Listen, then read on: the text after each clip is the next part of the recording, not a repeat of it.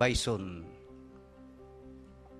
In the presence of Jehovah God and these witnesses, take Cyrene Escabusa Anthony to be your wedded wife, to love and to cherish in accordance with the divine law as outlined in the Holy Scriptures for Christian husband for as long as you both may live?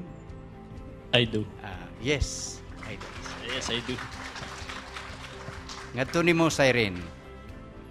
Do you, Cyrene Anthony, in the presence of Jehovah God and these witnesses, take Ariel Bison to be your wedded husband, to love, to cherish, and deeply respect in accordance with the divine law as outlined in the Holy Scriptures for Christian wife for as long as you both may live?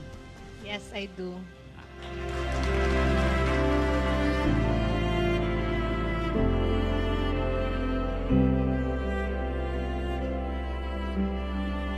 Na yung saka panuti yun siya.